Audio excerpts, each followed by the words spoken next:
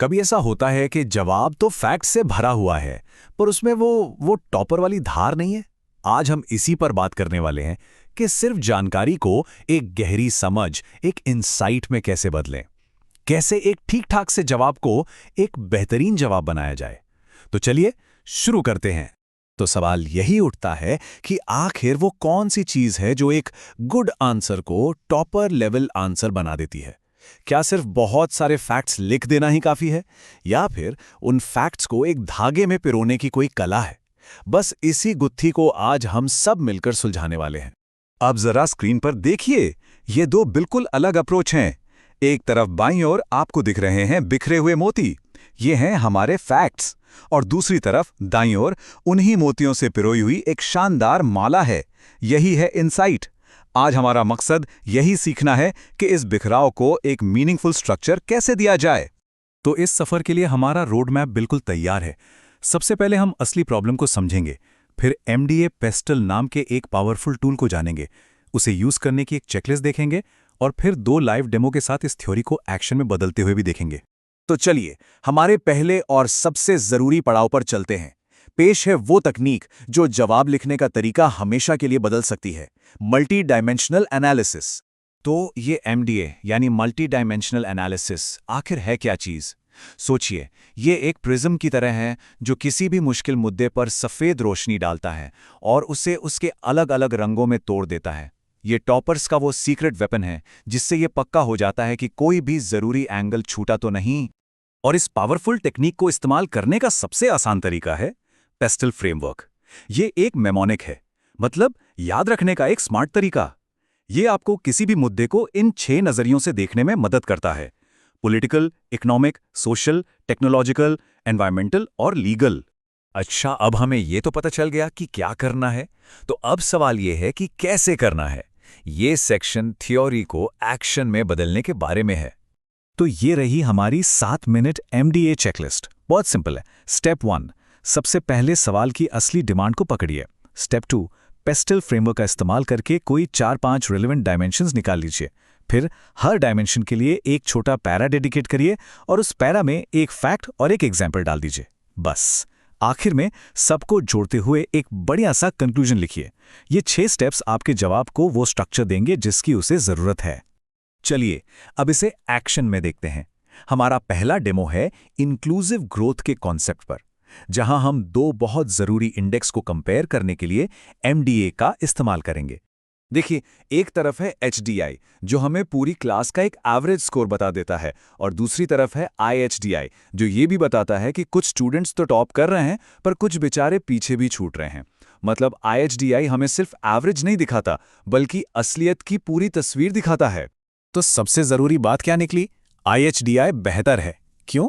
क्योंकि ये एवरेज के पर्दे के पीछे छिपी हुई असमानताओं को सामने लाता है। ये हमें बताता है कि डेवलपमेंट का फायदा सच में लोगों तक पहुंच रहा है या बस कागजों पर ही है। और ये सिर्फ थ्योरी नहीं है, इसे साबित करने के लिए हमारे पास डेटा भी है। नीति आयोग की रिपोर्ट देखिए। 2022-23 में भारत का मल्टी डायमेंशनल पॉवर्टी इंडेक्स यानी एमपीआई गिरकर 11.28% पर आ गया। ये आंकड़ा क्या दिखाता है? यही कि विकास जमीनी स्तर तक पहुंच रहा है। अब आता है असली टॉपर वाला इनसाइट। ये डेटा एचडीआई की इंपॉर्टेंस को कैसे साबित करता है? देखिए, हाल के इकोनॉमिक सर्वे भी इसी बात की पुष्टि करते हैं।